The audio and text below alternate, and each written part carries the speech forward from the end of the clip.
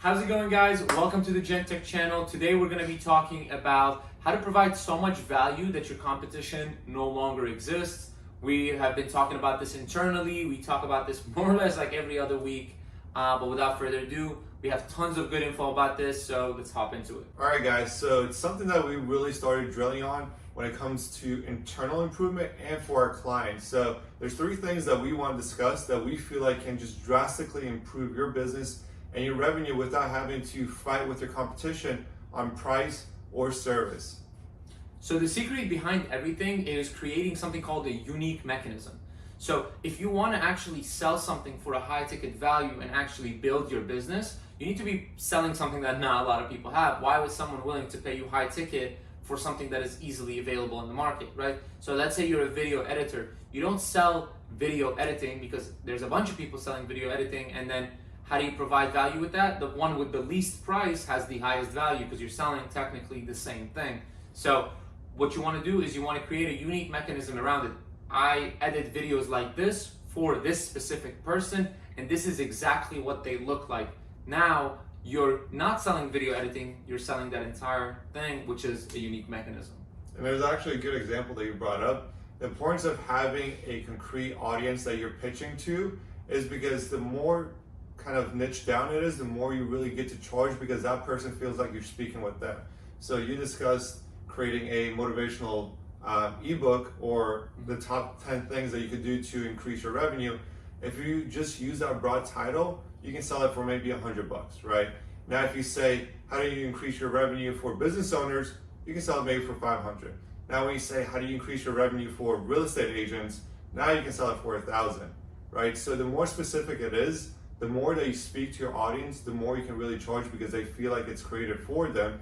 And it typically is. If you really narrow it down to one niche, then you really get to know their pain points, and then you can fix those pain points and allow them to make more money with your course. When it comes down to picking your niche, rather than just picking anything that is like, oh, this is a specific client, let me just target them, what you need to do is you need to find an industry that is like currently growing, and what you need to focus on is industries of wealth, industries of health, and industries of love. I mean, people have been spending money on dates since like the 18th century. There still are now, right? People have been trying to grow their business since like the farming days, right? So like there's always a room to grow within the business world, the health world, and the like love industry. So if you want to pick something within those three and then really dive deep and become like the best of the best at serving a specific audience in a specific pocket of that niche. Because even if you think about the recession, right?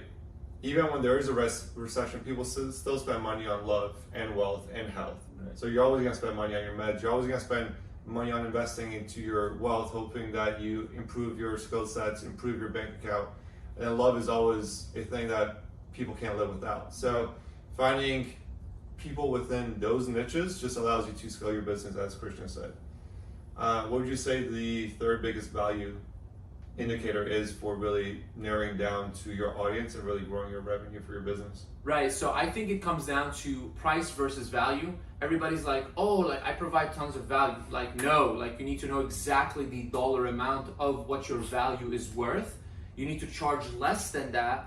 But if you want to charge a lot, then guess what? Your value has to also be equal a lot. So if you want to charge $500 for whatever you're doing, I wouldn't consider that like super high ticket. I would just say like that's like more or less like an average service price.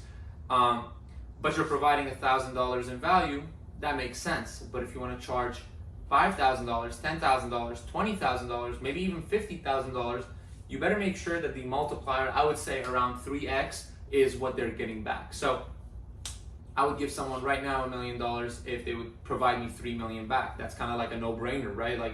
Like there is not a single investment that can get you a 300% return guaranteed. So if you create that like ecosystem, then you'll be able to actually get whatever clients you want. And I think a lot of people get this part of their business wrong whenever they're pitching. They always tie a service to what they do rather than tying an outcome. So instead of us saying, yeah, we'll just run your Facebook ads, okay, so do other million companies, right?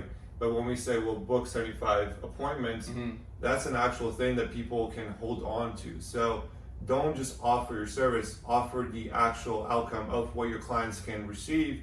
And that's where you really get to charge a lot more than just every other person selling the same service. Right. I feel like the easiest example of this that I can give is basically just like a solar company. Like, what do solar companies do? They install solar panels on your roof. That's like black and white what they do, but that's not their selling point. Their selling point is, we'll give you cash back on your electricity. We'll do this, we'll do that, like rebates, tax benefits, this Exactly. and that. So, but like, the solar company itself is not writing the tax laws. They're not writing any of this stuff. Like, what they're doing is more or less they're installing the solar on your roof. That's all they're doing. But again, you have to bundle it up differently. You have to package it in a specific way to serve it to your audience as if it's something so unique, and again, making it a unique mechanism like we always talk about. All right, guys, we hope you enjoyed the video. We hope you got a lot of information. Keep in mind that you can always follow us on Instagram for tips like these, and also follow our blog, and we'll see you in the next one.